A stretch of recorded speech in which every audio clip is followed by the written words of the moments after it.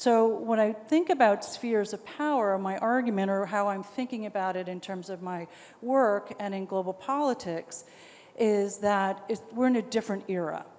That if the United States and China, and I agree with our former interlocutors, they are the big players here, although Russia is still sitting there. It's got a pretty big nuclear arsenal still, and it wants to play with the heavyweights.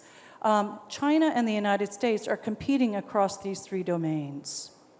And one of the concerns is that it's going to lead to greater instability.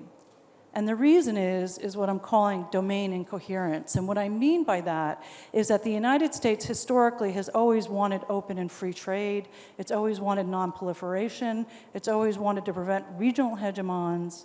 And historically, at least since the 1940s, advancing human rights and democracy. Well, all of that is sort of out the door with the exception of the regional hegemon, but the truth is, what is the United States trying to do? It's trying to prevent China from becoming a global hegemon. But in terms of democracy promotion and human rights promotion, we're not really doing that anymore under the current administration. Non-proliferation, this is President Trump's drive actually into Iran, that's still a commitment there. And then free trade, we don't know where we are. President Trump loves tariffs. And he loves slapping them on adversaries and allies alike. But the point is that in some ways, the United States is still very open, but in other ways, it's closing. And similarly, China would like free trade, but on its terms. It wants to be bilateral. It wants to control that free trade. And then if you think about the technology, it wants to share some of its technology, but other technologies it wants to keep close. And then militarily, I think they're both closed, although the United States, one of its superpowers has always been its alliances, but the Trump administration is making a hash of that. It's one of the things that we had. We could rely on our allies to have some burden sharing. We had bases around the world. So it's not clear that the United States, even militarily today, has that in its pocket the way it used to even 5 years ago.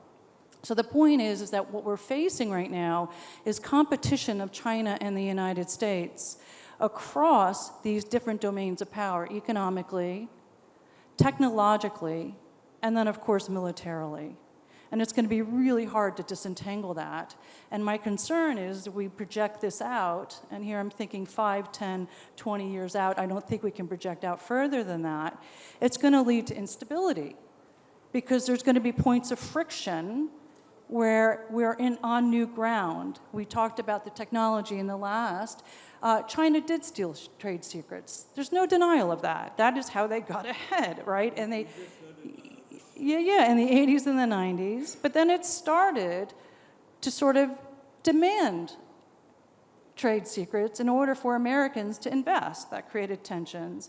But now it's innovating on its own. If anybody's been to China lately, it's extraordinary what China is doing in terms of solar, in terms of energy production, right? And green energy. But then, of course, in the cyber and AI space. So now it's innovating on its own. And what China's been a master at is deploying Western technologies, if you want to call that, and then innovating it for the local market. Is that stealing? Or is that just being smart, right, and using those different technologies?